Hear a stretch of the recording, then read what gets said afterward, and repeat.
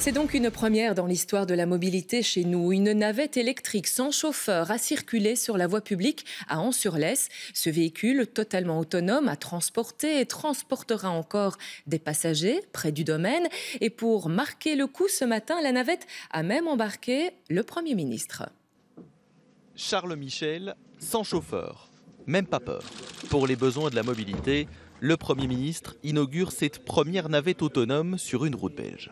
On est un des premiers pays en Europe à tester ce type d'initiative sur la voie publique. Ça veut dire qu'on essaie d'être à l'avant-garde et c'est le sens aussi de ce grand projet pour les investissements que nous avons lancé, qui se concrétise, qui s'implémente et dans le cadre duquel la mobilité est un des chapitres clés. Et au terme des 500 mètres de parcours... Ça fait une drôle de sensation. Hein. Ça fait une fois ou quoi? Non, ça va, c'est bien. Durant 3 mois, la navette emmènera les touristes entre un parking et la billetterie du domaine.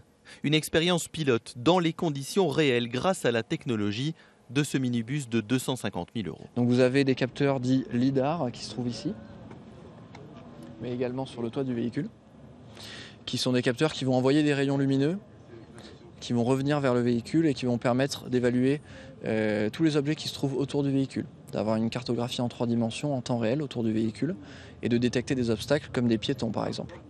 Une alternative en termes de mobilité, certes, mais sans doute pas la grande solution. Son usage est avant tout orienté vers les visiteurs à mobilité réduite. Pour la généralisation, il faudra attendre. Notre infrastructure routière n'est pas encore prête.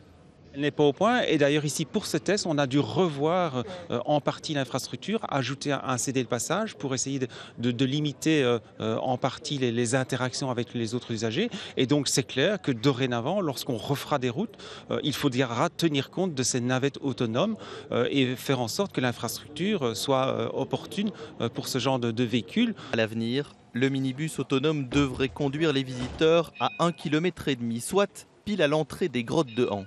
Une deuxième navette sera également bientôt mise en service à Waterloo, sur un autre site touristique.